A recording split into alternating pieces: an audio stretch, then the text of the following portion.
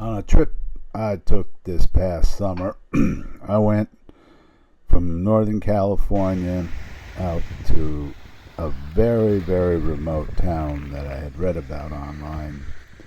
The town this was in northeast Nevada. The town was called Jarbridge, and Jarbridge is a very remote town located on a canyon-like river.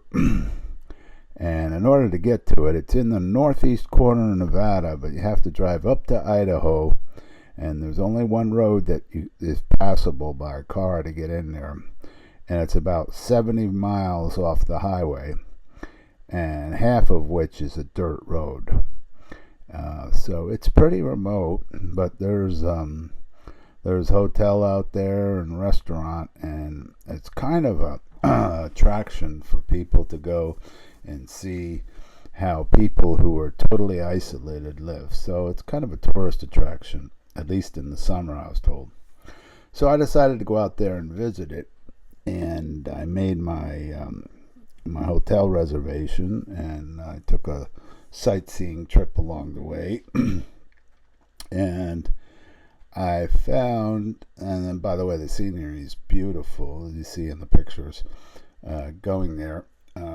But as I approached, I started seeing these insects, and they got more and more prevalent.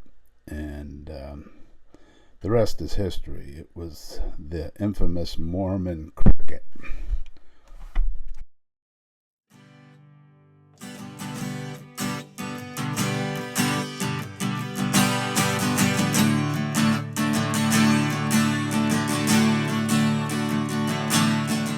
Didn't find out till I got to my hotel finally into the town, which was at night. It was later in the evening.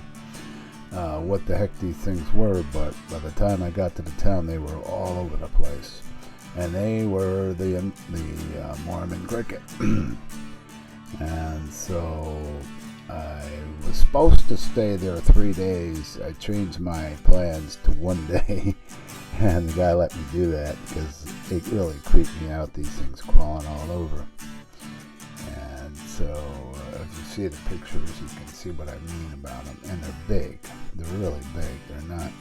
They're not even the size of a cricket. They're probably double or triple that size. About 2 inches long.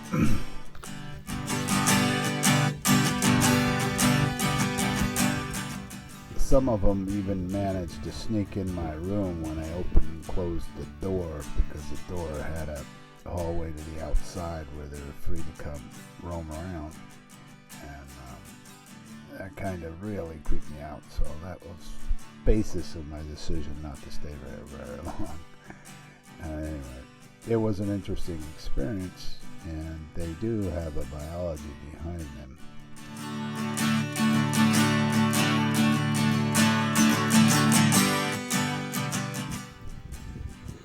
Yeah, so now here's a little biology lesson on the Mormon cricket. The Mormon cricket, despite its misleading name, is a fascinating katydid with a life cycle as dramatic as the landscape it inhabits. The Mormon cricket's journey begins with eggs laid singly in the soil by the female.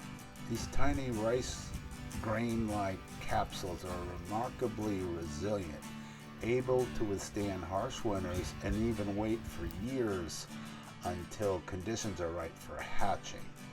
That kind of explains the gigantic swarm of them, because they don't hatch routinely. They wait and then just hit the scene with everybody there. It's kind of a real spectacle when they show up, and that's what the owner of the motel told me. He says they're very infrequent when they happen. It's not like every year they get them. Well, in the springtime, when the soil temperatures reach around 40 degrees Fahrenheit, if they're going to come out, the eggs come alive. And how they coordinate that between themselves, no one knows. Out pop the first nymphs, barely a quarter-inch long and sporting a distinctive black and white stripe. These tiny hoppers are voracious eaters, munching on tender vegetation and growing rapidly.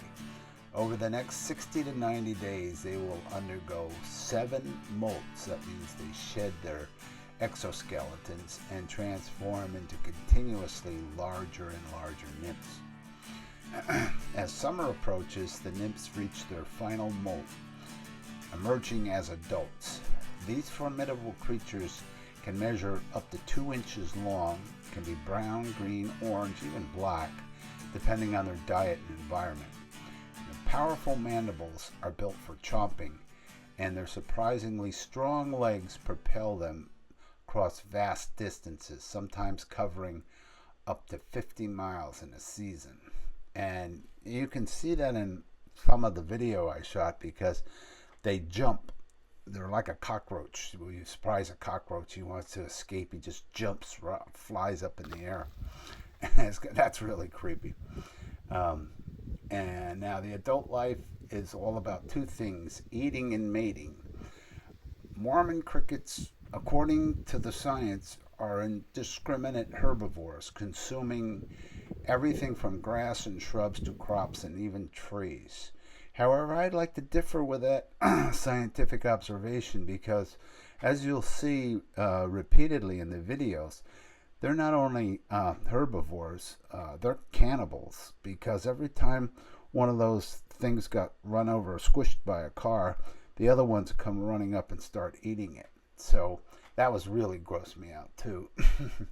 Anyway, their powerful mandibles, like I said, are used for eating, and that's another scary thing. If they're powerful, what could they do to you if you picked one up? Could they bite you? Could they give you a good clip? I don't know.